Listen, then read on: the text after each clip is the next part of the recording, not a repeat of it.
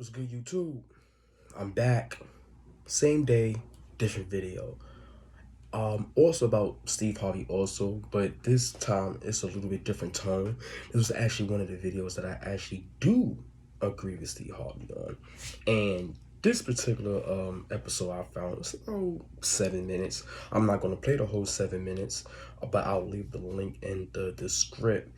And I don't know, but like as I'm recording my videos, like I'm getting a lot of copyright issues. So I don't know if it's because of the videos that I'm showing on my on my videos. So I don't know. I'm thinking about trying to do something a little bit different because I definitely want to, I don't want to keep getting copyright issues. So I'm gonna do my research, but I think the reason why I'm getting copyrights is because like I'm combining, like the Steve Harvey content along with mine, so that's probably why I'm getting the copyright. But enough of that, because that has nothing to do with the actual video. Okay, sometimes I'm sorry about that, guys. I do that. I'll start rambling and start talking about a whole bunch of different stuff. That's why I edit out a lot, because I do that. I'm probably gonna edit this part out too, because I know I probably was rambling for too long. But this video was about fatherhood, and I cannot tell you enough how important it means to have a father figure in the household. Whether it's your father, a big brother, an uncle, anybody who's a positive role model, it definitely sets a tone in your home that you live in. Coming from Brooklyn, Brownsville, to be exact, you've seen there are a lot of single moms who raised their kids. The men were not around. Not saying it was none at all. You had a few, but for the most part, it was usually just women and kids in the household. That's it. And there's so many things that can happen with not having a father figure in the household. Number one, with it just being a mother in the household, 9 times out of 10, she has to work 2 jobs just to support her and her family, especially if she has kids. Like something I experienced when I was a kid, growing up, when my mother had to work 2 jobs. So because my mother had to work 2 jobs, she was barely home, and when your parent is barely home, or because they're working and trying to provide for their family, it leaves a gateway of opportunities for the children to do things or be exposed to things that they normally would not if there was some type of structure in the household. Now, again, I'm not blaming my mother for working 2 jobs. She had to. She had me and my 2 sisters to support, and she had to do what she had to do to keep a roof over our heads and food in our stomach and clothes on our back. As a man, I understand that. But I also understand by not having a male in the household, there was a lot of traits that I picked up from my mother that were not good traits. And the reason why, because I'm a man, and as you get older, you realize that there's certain things that men do and there's certain things that women do. And because there was no man in the household to teach me the right and wrong and how to go about life, unfortunately, I'm a late bloomer and I'm still learning. I still have my old-ish ways, or some of my old beta ways sometimes still come out. So I'm still learning. I'm still in the process of becoming a better me, and day by day, that's all I can do. But enough of me rambling on. Let's play the clip. That was a clip from CNN's This Is Life with Lisa Ling, and that episode was called Fatherless Towns. It airs tomorrow. I gotta tell you, folks, it's worth a look. You really got to see it. But joining us now is Aziz, one of the dads in the show, along with his family, his 8-year-old daughter, Deandra, and his wife, Tia. Hi, ladies, how you doing? I saw her. She waved a little bit. She trying to play me right now. But I have them all laughing after a while, don't worry.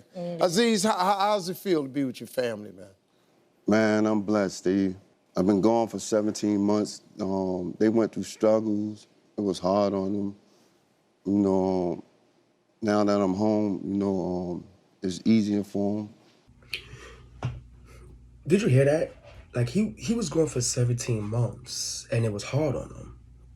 Very hard on him. And the reason why I paused that to talk about that is because that I'm not saying 17 months is not a long time. I'm not saying that.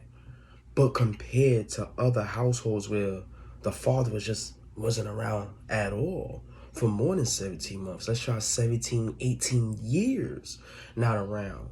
You have to think of the permanent damage that that father or role model, has done by not being there. So just hearing that he was gone for 17 months, how the whole family structure in the house fell apart.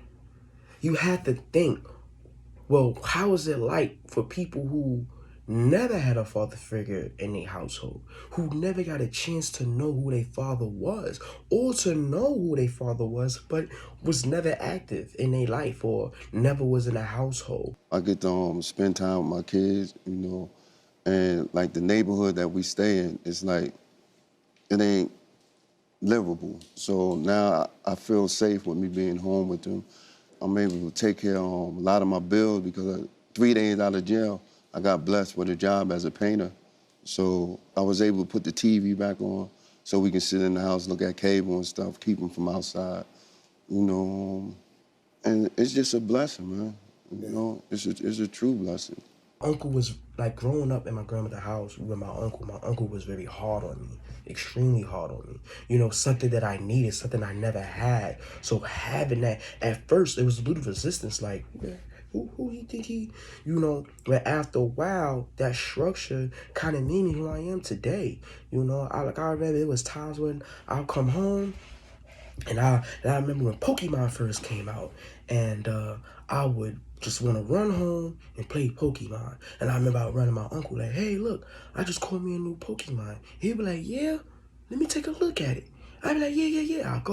I'll grab my Game Boy and I show him. He go, "Oh, let me see," and he'll take it, he'll look at it, and then he'll put it in his pocket. I'm like, "What are you doing? What? Why you putting it in your pocket?" He like, "Yeah, you see that book in the closet? Yeah, I want you to read three chapters of that. When you read them chapters, and I know I'm gonna know if you read it because I read the book already. I want you to tell me a little bit about the book." He said, "If you can do that, I'll give you back your video game."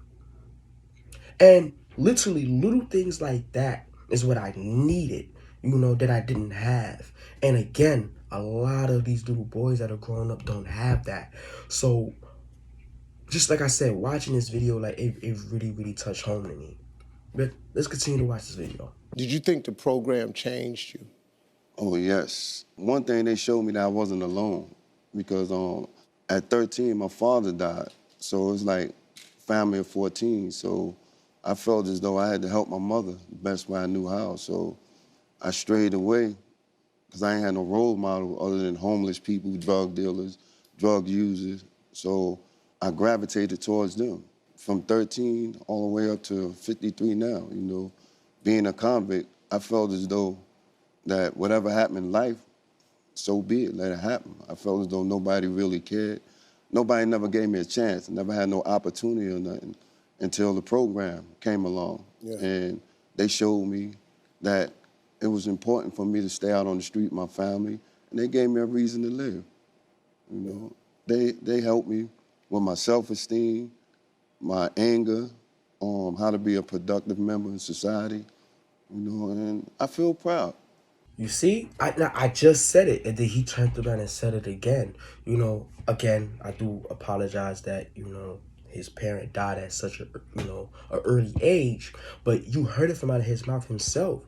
By not having that person near in his life, he strayed a different path, and just from that person not being there, it changed his life completely.